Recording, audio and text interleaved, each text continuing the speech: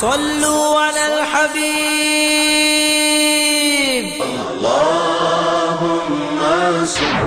حضور صلی اللہ علیہ وسلم کو تو یقین تھا نا کہ میں اللہ کا نبی ہوں، میرا سٹیٹس کیا ہے۔ وَاعْلَمُوا أَنَّ فِيكُمْ رَسُولَ اللَّهِ، وہ قرآن جو تھا وہ براہ راست رسول اللہ صلی اللہ علیہ وسلم کے قلب پر نازل ہوا کہ رسول اللہ صلی اللہ علیہ وسلم بچپن ہی سے اللہ کو خالق مانتے تھے اور عبادت کے لائق مانتے تھے اور اس کی عبادت میں کسی اور کو شریک نہیں کرتے۔ حضرت سراقہ ابن مالک کا واقعہ جو ہے وہ اس طرح سے ہے کہ سراقہ ابن مالک نے رسول اللہ صلی اللہ علیہ وسلم کا دوران سفر ہجرت تعاقب کیا۔ جیسے امریکہ نے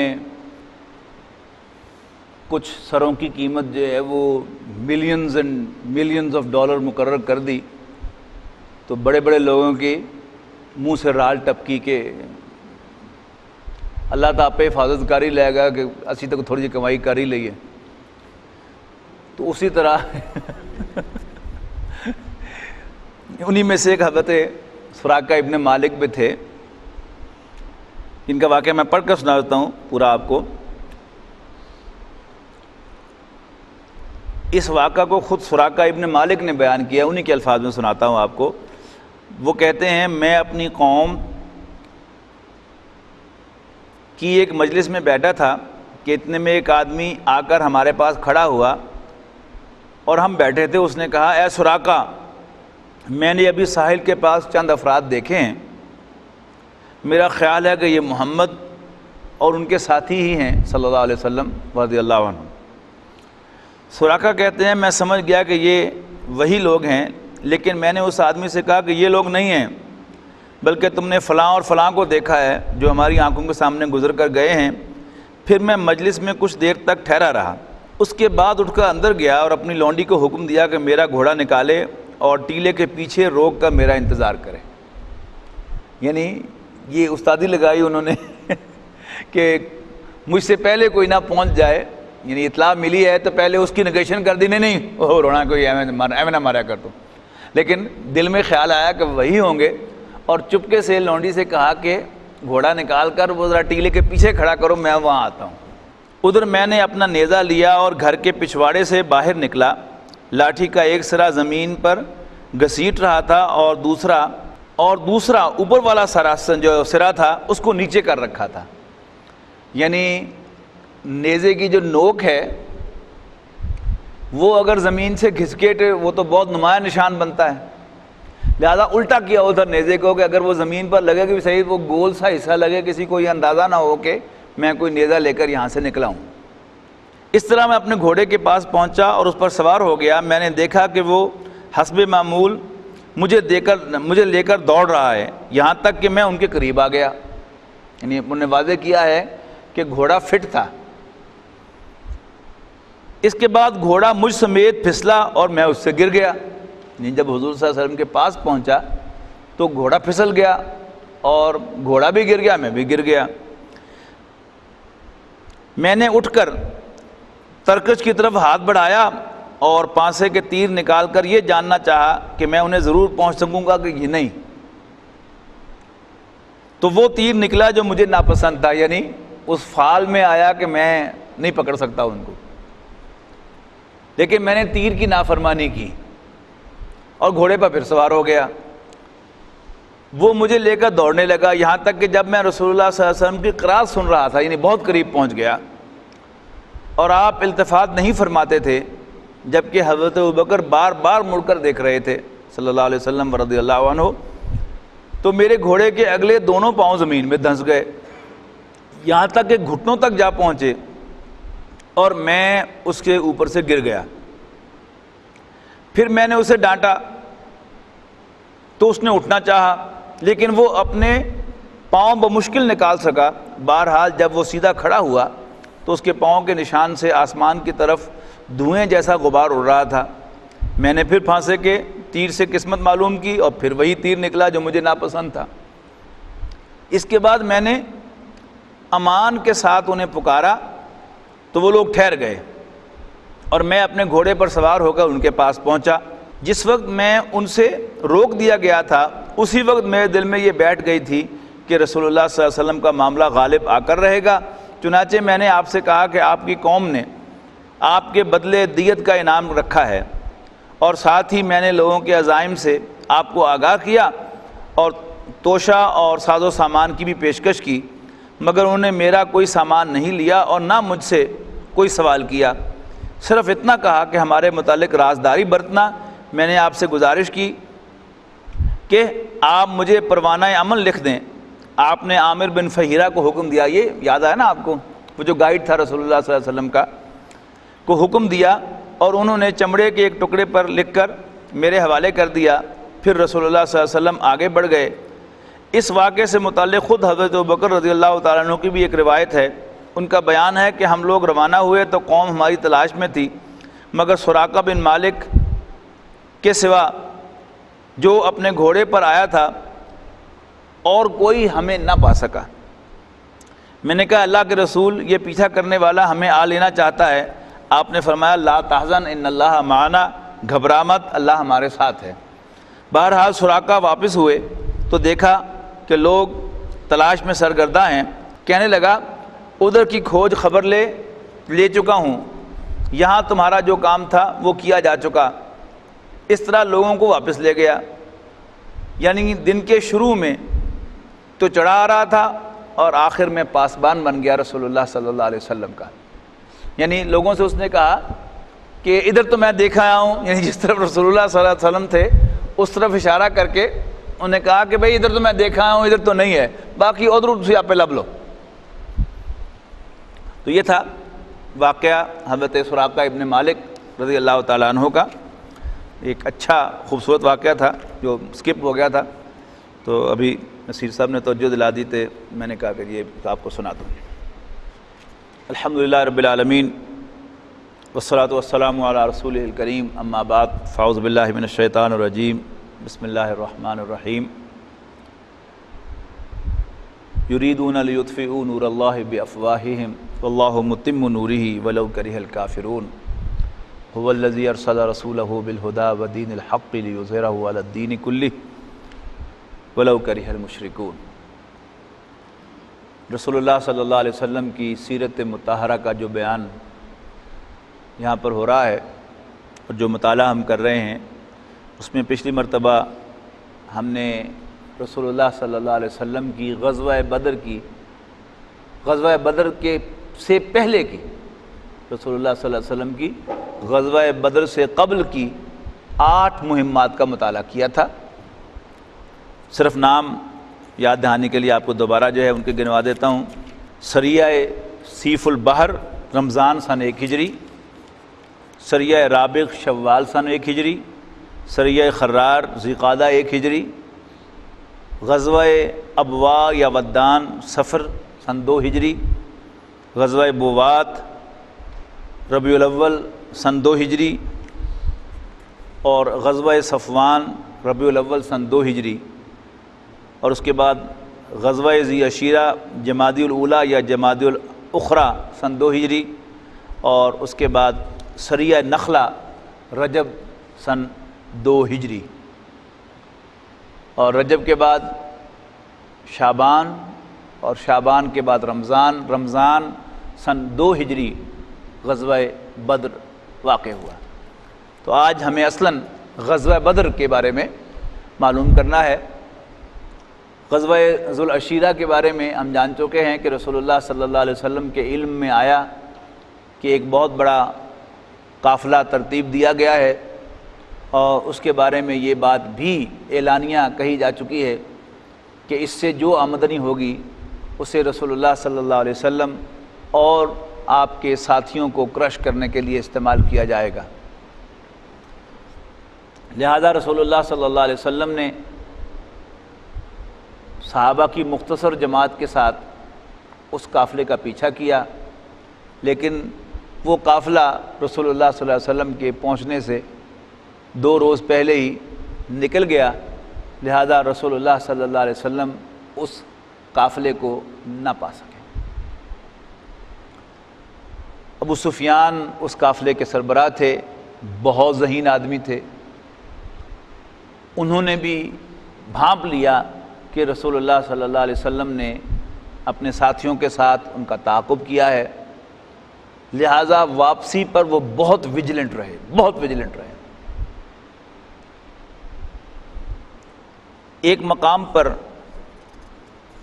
انہوں نے پہنچ کر، یعنی ایک بات تو یہ نوٹ کیجئے کہ انہوں نے ایک پیغام تو بھیج دیا فوراً ہی، یعنی جو ہی انہیں اندازہ ہوا کہ رسول اللہ صلی اللہ علیہ وسلم اور ان کے ساتھیوں نے ان کا پیچھا کیا ہے، تو مکے پیغام بھیج دیا کہ مجھے محمد اور اس کے ساتھیوں سے خطرہ ہے، لہذا میری امداد کو پہنچو۔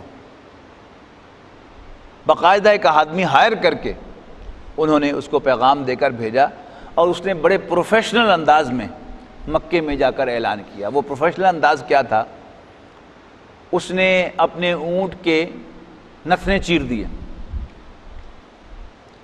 اپنا کچاوا الٹ دیا، اپنا قمیض پھاڑ دیا، اور پھر اونٹ کے اوپر چڑھ کر اس نے اعلان کیا، ہر قافلہ تمہارا قافلہ، تمہارا قافلہ وہ محمد سے بچ کر نہیں آئے گا، اور مجھے نہیں خیال کہ تم اس میں سے کچھ بھی پا سکو۔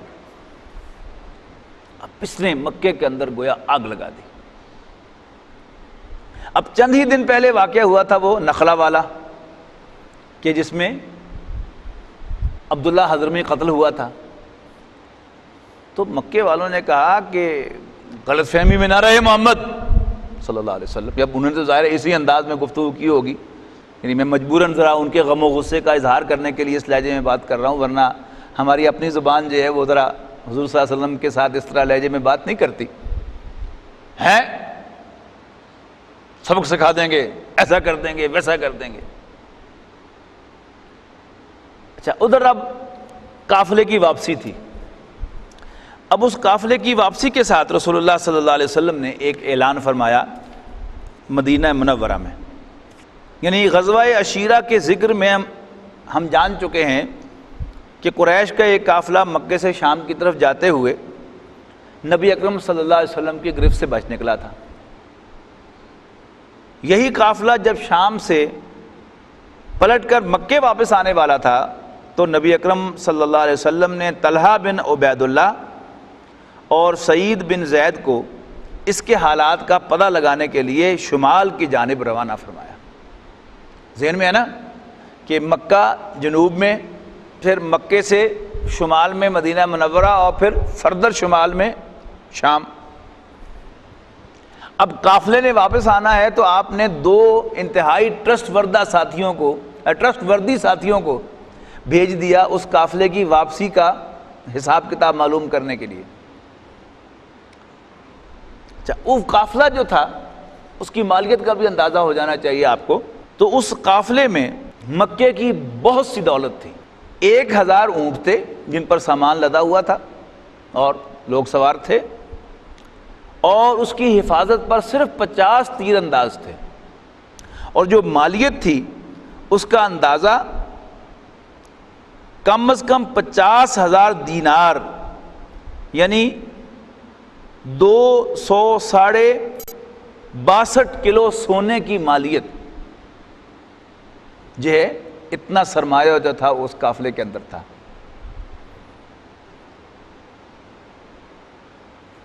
اور اس کی حفاظت پر 40-50 افراد کچھ بھی نہیں۔ اہل مدینہ کے لیے یہ بڑا ضروری موقع تھا کہ اگر اس قافلے کو واقعتاً وہ انٹرسیپٹ کرتے ہیں تو بہت سا مال غنیمت ہاتھ آتا ہے۔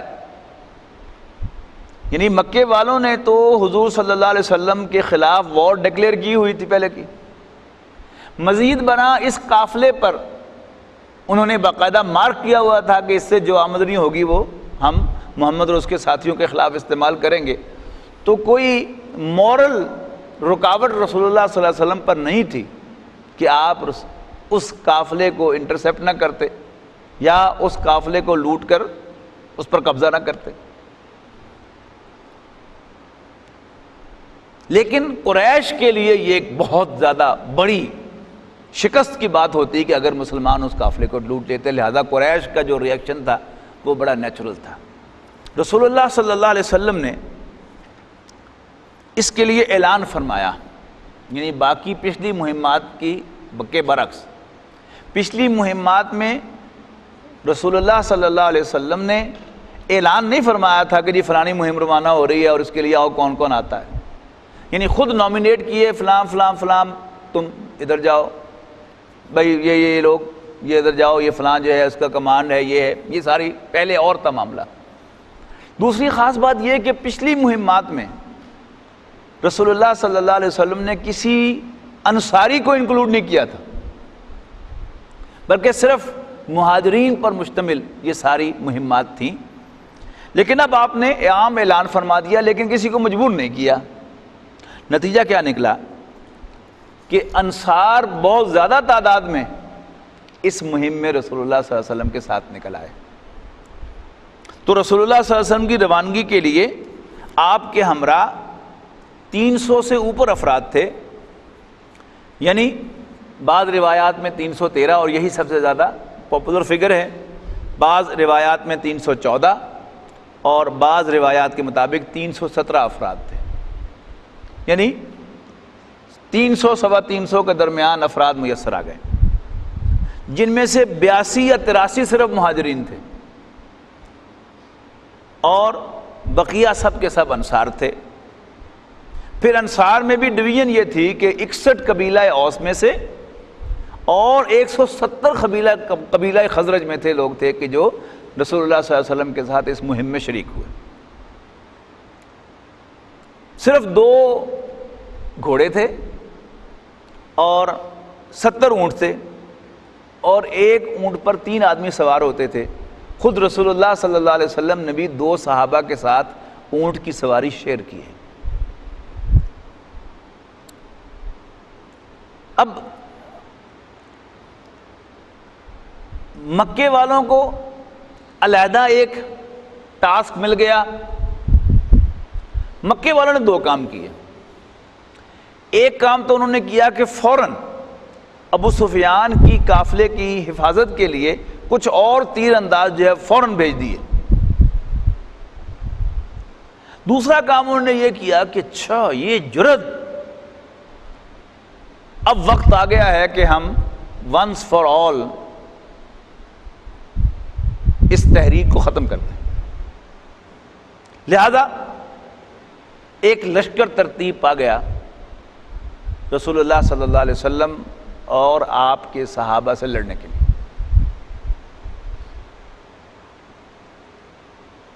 ادھر حضرت ابو سفیان اس وقت تو کافروں کے سردار تھے، لیکن ہماری زبان پر ان کے لیے عزت سے نام اس لیے آتا ہے کہ بعد میں ایمان لائے، صحابہ میں شریک ہوئے رضی اللہ تعالیٰ عنہ، لیکن اس وقت یعنی وہ حضرت عثمان حضرت ابو سفیان رضی اللہ تعالیٰ عنہ نہیں تھے، بلکہ ابو سفیان تھا یوں کہیے۔ ادھر ابو سفیان وہ میں نے عرض کیا نا کہ وہ بہت ویجیلنٹ تھے۔ ادھر رسول اللہ صلی اللہ علیہ وسلم نے 2 صحابہ کو بھیجا ہوا تھا واپسی کی خبر لگانے کے لیے۔ اب اس پہ کیا ہوا کہ ابو سفیان ایک جگہ پر ٹھہرے اور انہوں نے ایک سردار سے دریافت کیا کہ یہاں پر کوئی باہر کے لوگ تو نظر نہیں آئے، تو انہوں نے کہا کہ اور تو نہیں، البتہ 2 آدمی اجنبی سے وہ یہاں پر ٹھہرے ہوئے تھے، تو اپنا پانی وانی انہوں نے بھرا ہے، پھر یہاں سے چلے گئے۔ تو ابو سفیان اس جگہ پر گئے تو وہاں اونٹوں کی لیدیں پڑی ہوئی تھی، تو ابو سفیان نے اونٹ کی لید کو توڑ کر دیکھا، اس میں کھجور کی گٹھلی ملی، تو فوراً سمجھ گئے کہ یہ چارہ جو ہے یہ اہل مدینہ کا چارہ ہے جو اونٹ کو کھلایا گیا ہے۔ یعنی اتنی زیادہ وافر کھجور مدینے میں ہوتی ہے کہ ان کے اونٹ جو ہے وہ بھی کھجور کھا سکے۔ یہ ذہانت کا آپ اندازہ لگائیں، یعنی لید کو توڑ کر دیکھا، اٹھ میں سے گٹھلی برآمد کی اور کنکلوڈ کیا کہ ہو نہ ہو یہ میری ویجیلنس کے لیے یہ محمد ہی کے آدمی ہیں جو آئے تھے۔ لہذا انہوں نے ایک اور موو کی، یعنی پہلی موو کیا تھی کہ مکے پیغام بھیج دیا کہ میری مدد کو آؤ، اور اب ایک دوسری موو انہوں نے کی کہ راستہ بدل لیا اور مغرب کی جانب مڑ گئے، یعنی ساحل سمندر کی طرف، اور پھر سمندر کے ساتھ ساتھ ہوتے ہوئے مکے پہنچ گئے۔ یہ ایک کام ختم ہو گیا، اب دوسری طرف آئیے۔ جب تک ابو سفیان واپس مکے پہنچے اس وقت تک مکے سے لشکر جو تھا وہ چل چکا ہوا تھا، لہذا انہوں نے لشکر کو پیغام بھیجا کہ I'm safe home، میں صحیح سلامت گھر پہنچ گیا ہوں، لہذا اب لڑنے کی ضرورت نہیں ہے، کم بیک، آ جاؤ واپس۔ یعنی اب دیکھیے ذہن میں لائیے کہ یہ ایک دور اندیش سیاستدان کا مشورہ تھا، لیکن جب پیغام پہنچا اور کچھ لوگوں نے اسے ایک صحیح مشورہ قرار دیا اور کہا کہ لیٹس گو بیک، لیکن قریش کے لشکر کی کمان جو تھی وہ تھی ابو جہل کے ہاتھ میں، اور ابو جہل جو تھا وہ مکے کے ہوکس میں سے تھا، جو شیلے مزاج لوگوں میں سے۔ اس نے کہا نو وے، نہ روز روز تیاری ہوتی ہے، نہ روز روز مواقع آتے ہیں، ہمیں یہ اپورچونٹی کبھی مس نہیں کرنی چاہیے، وی مسٹ فائٹ۔ کچھ لوگوں نے ادھر ادھر مشورے دیے، جن میں نمایاں ترین نام جو ہیں وہ حکیم ابن حزام کے رضی اللہ تعالیٰ عنہ، بعد میں ایمان لے آئے۔ یہ وہی حکیم ابن حزام ہیں حضرت خدیجہ کے بھتیجے رضی اللہ تعالیٰ عنہ، جو رات کے اندھیرے میں شیب بنی ہاشم میں رسول اللہ صلی اللہ علیہ وسلم کو دودھ بھی پہنچاتے تھے اور کھانا بھی پہنچاتے تھے، وہ پہاڑ عبور کر کے، یاد آیا نا، یہ وہی حکیم ابن حزام ہے رضی اللہ تعالیٰ عنہ، اور اللہ تعالیٰ نے پھر ان کو ایمان بھی نصیب کیا، حضور کے صحابہ میں بھی شامل ہوئے۔ دوسرا نمایاں نام جو ہے وہ ہے عتبہ بن ربیعہ کا۔ یہ مکے کا بہت بڑا سردار تھا، مالدار بھی تھا اور بہت سمجھدار انسان بھی تھا۔ اس نے کوشش کی کہ جنگ ٹل جائے اور ہم ابو سفیان کے مشورے پر عمل کرتے ہوئے واپس چلے جائیں،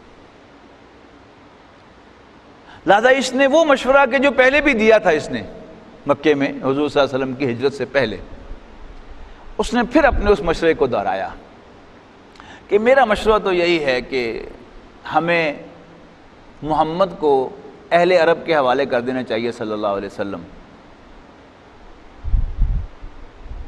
اگر محمد غالب آ گئے عرب پر صلی اللہ علیہ وسلم تو ہم میں سے ہیں، بادشاہت کس کی قائم ہوگی؟ بنو ہاشم کی، قریش کی، قریشی کی بادشاہت ہوگی نا، بنو ہاشم تو نہیں کہا ہوگا اس لیے کہ وہ ہاشمی نہیں تھا، قریش کی بادشاہت قائم ہوگی۔ اور اگر عرب محمد پر غالب آ گئے صلی اللہ علیہ وسلم تو جو ہم چاہتے ہیں وہ ہو جائے گا، اور ہماری بدنامی بھی نہیں ہوگی کہ ہم نے اپنے ہی بھائی کے خون سے اپنے ہاتھ رنگ لیے۔ یعنی بڑا حکیمانہ مشورہ تھا، لیکن ابو جہل جو ہے وہ کبھی اس طرف آنے کو تیار نہیں تھا، لہذا اس نے بھی دو موو کیے۔ اب اس نے جو دو موو کیے میں اس کو ذرا روک رہا ہوں، پہلے ذرا ادھر آ جائیں کہ ادھر کیا ہو رہا تھا۔ اللہ تعالیٰ نے رسول اللہ صلی اللہ علیہ وسلم کو وحی کی کہ اللہ تمہیں فتح دے گا، تم جس سے بھی لڑائی کرو گے، اگر تم قافلے پر ہاتھ ڈالو گے تو بھی اللہ تعالیٰ تمہیں فتح دے گا، اور اگر تم یہ بھی بتا دیا کہ لشکر آ رہا ہے وہاں سے مکے سے، اگر تم اس کے ساتھ لڑائی مول لو گے تو بھی تمہیں فتح ہوگی۔ اب اسٹریٹجک نقطہ نگاہ سے دیکھا جائے تو قافلہ جو تھا وہ زیادہ آسان بھی تھا، اس لیے کہ پہلے 50 تیر انداز تھے اور 100 اور آ جائیں گے، پھر بھی 150 ہوں گے، لیکن مال کتنا تھا اس پر، تو عام جو رجحان تھا صحابہ کا وہ ادھر تھا، اور رسول اللہ صلی اللہ علیہ وسلم کو آلسو انڈرسٹینڈ کہ وہ زیادہ صحیح ہے، لیکن رسول اللہ صلی اللہ علیہ وسلم بہت دور اندیش انسان تھے، لہذا جیسے ابو جہل کا خیال تھا کہ ایسے اپرچونٹی روز روز نہیں ملتی، تو رسول اللہ صلی اللہ علیہ وسلم بھی یہ چاہتے تھے کہ اللہ تعالیٰ نے ایک موقع دیا ہے، ہمیں یہ اپرچونٹی اویل کرنی چاہیے، فتح تو مل ہی جانی ہے، لیکن ظاہر ہے کہ اگر 1000 کے لشکر سے مقابلہ ہوگا تو کچھ ہماری کیجولٹیز بھی زیادہ ہونے کا امکان ہے اس قافلے کے مقابلے میں، لیکن جب فتح ہوگی تو پھر اسلام کو کتنی عزت ملے گی، عرب پر کیا اسلام کا رعب و دبدبہ پیدا ہوگا، حضور صلی اللہ علیہ وسلم کے پیش نظر وہ تھا۔ لیکن رسول اللہ صلی اللہ علیہ وسلم نے جیسے کہ حکم بھی دیا ہے کہ مشورہ ضرور کیا کرو، خواہ ایک آدمی سے کرو، تو آپ نے صحابہ کرام سے مشورہ کیا، یہ ایشو ان کے سامنے رکھ دیا، وہی بھی بتا دی کہ اللہ تعالیٰ کی طرف سے یہ ہمیں آپشن مل گئی ہے، اور خوشخبری بھی دے دی ہے اللہ نے کہ ہم تمہیں فتح دیں گے، اب بتاؤ وچ وے ٹو گو۔ مہاجرین میں سے صحابہ کرام نے خوب تقریریں کی اور رسول اللہ صلی اللہ علیہ وسلم کو یقین دلایا کہ آپ گھبرائیے مت، ہم آپ کے ساتھ ہیں۔ یہاں تک کہ حضرت مقداد رضی اللہ تعالیٰ عنہ کا بڑا زبردست خطاب ہے کہ اللہ کے رسول ہمیں اصحاب موسیٰ پر قیاس نہ کیجیے کہ جنہوں نے موسیٰ علیہ السلام کو ٹکا سا جواب دے دیا لڑنے کے نام پر کہ اذهب انت وربک فقاتلا انا ہاہنا قاعدون، آپ جائیے اور آپ کا رب جائے اور جا کے لڑیں، ہم یہاں بیٹھیں، ہم آپ کے ساتھی ہیں، آپ حکم دیں، ہم آپ کے ساتھ ہیں۔ لیکن حضور صلی اللہ علیہ وسلم کوئی رائے حتمی تک پہنچ نہیں رہے، یعنی پہنچ تو چکے ہیں لیکن بار بار کہے جا رہے ہیں ہاں جی دسو پھر بتاؤ بھائی پھر کیا پروگرام ہے، ہاں بھائی کیا خیال ہے۔ تو اس پر انصار کو سٹرائک ہوئی بات کہ یہ جو رسول اللہ صلی اللہ علیہ وسلم بار بار کہہ رہے ہیں کہ دسو پھر بتاؤ پھر، perhaps he wants us to respond۔ تو حضرت سعد رضی اللہ تعالیٰ عنہ اس موقع پر کھڑے ہوئے اور انہوں نے انصار کی طرف سے یہ اعلان فرمایا کہ اللہ کے رسول انا آمنا بکا وصدقناک، ہم آپ پر ایمان لا چکے ہیں اور آپ کی تصدیق کر چکے ہیں۔ اب بھول جائیے اس بات کو کہ بیعت عقبہ ثانیہ میں کیا معاہدہ ہوا تھا کہ ہم آپ کے بچوں کی طرح اپنے بچوں کی طرح آپ کی حفاظت کریں گے، اور جب باہر سے کوئی آپ پر حملہ کرے گا تو ہم سب مل کر آپ کا دفاع کریں گے۔ اب حضور صلی اللہ علیہ وسلم کے ذہن میں یہ تھا نا کہ ان کی میرے ساتھ کمٹمنٹ جو ہے وہ باہر سے حملہ کرنے کی ہے، اب میں باہر نکل کر حملہ کرنے کی بات کر رہا ہوں تو I must get their consent۔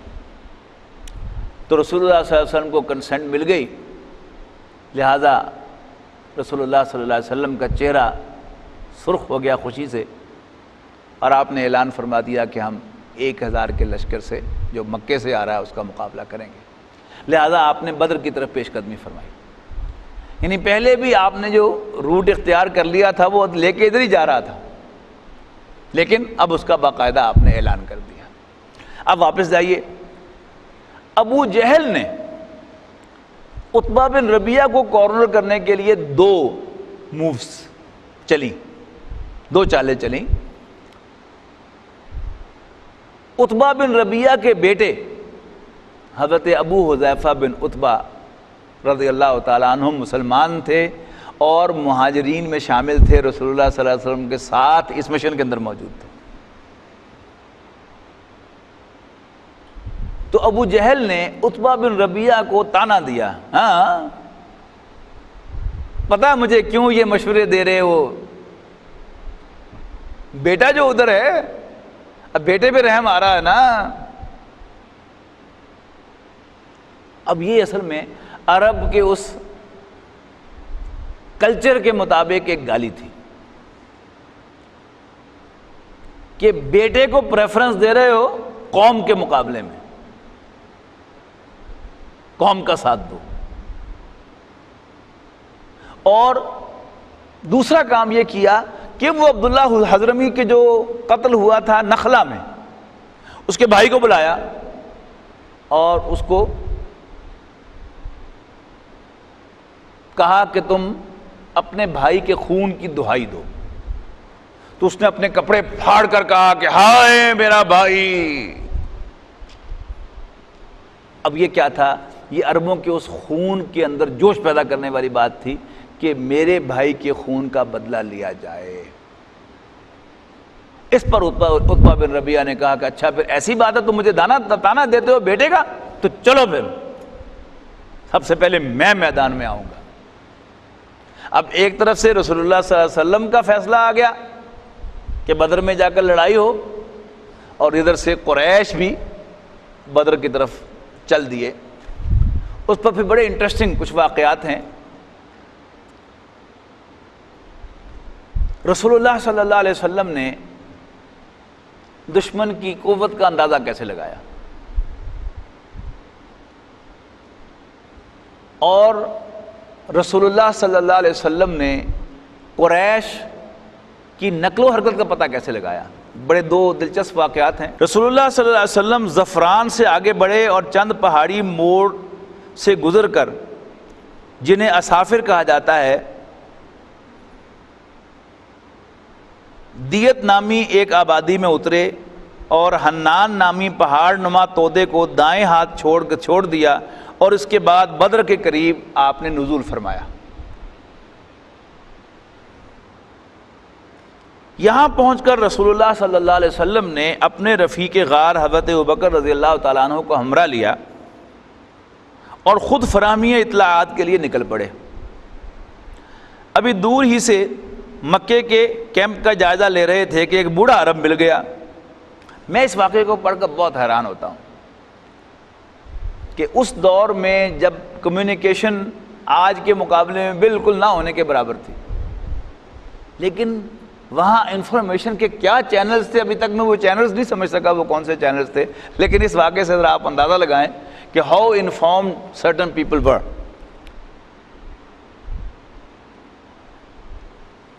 ایک بوڑھا عرب مل گیا، رسول اللہ صلی اللہ علیہ وسلم نے اس سے قریش اور محمد اور اصحاب محمد کا حال دریافت کیا صلی اللہ علیہ وسلم رضی اللہ عنہ۔ یعنی ایک اجنبی بن کر حضور صلی اللہ علیہ وسلم پوچھا، ہاں بابا جی ذرا دسو نا کہ قریش دی ایتھے کوئی نقل و حرکت ہے، کوئی محمد دے ساتھی شاتھی بھی پھر پھر رہنے تھے کدھر؟ اب بوڑھا آدمی کیا کہتا ہے؟ لیکن بڈھے نے کہا جب تک تم لوگ یہ نہیں بتاؤ گے کہ تمہارا تعلق کس قوم سے ہے، میں بھی کچھ نہیں بتاؤں گا۔ رسول اللہ صلی اللہ علیہ وسلم نے فرمایا کہ جب تم ہمیں بتا دو گے تو ہم بھی تمہیں بتا دیں گے۔ اس نے کہا اچھا تو اس کے بدلے میں ہے؟ آپ نے فرمایا ہاں۔ اس نے کہا کہ مجھے معلوم ہوا ہے کہ محمد اور ان کے ساتھی فلاں روز نکلے ہیں، اور اگر مجھے بتانے والے نے صحیح بتایا ہے تو آج وہ لوگ فلاں جگہ پر ہوں گے، اور یہ ٹھیک وہی جگہ تھی کہ جہاں مدینے کا لشکر اس وقت بیٹھا ہوا تھا۔ اور مجھے یہ بھی معلوم ہوا کہ قریش فلاں دن نکلے ہیں، اور اگر مجھے خبر دینے والے نے صحیح خبر دی ہے تو وہ آج فلاں جگہ پر ہوں گے، اور یہ جگہ ایگزیکٹلی وہی تھی جہاں قریش بیٹھے ہوئے تھے۔ یعنی واقعہ تو میں پڑھتا ہوں سیرت کی کتاب میں، لیکن آج تک میں ان سورسز کا کوئی اندازہ نہیں لگا سکا کہ اس بڈھے آدمی کی انفارمیشن کا یہ عالم جو ہے وہ کیسے تھا۔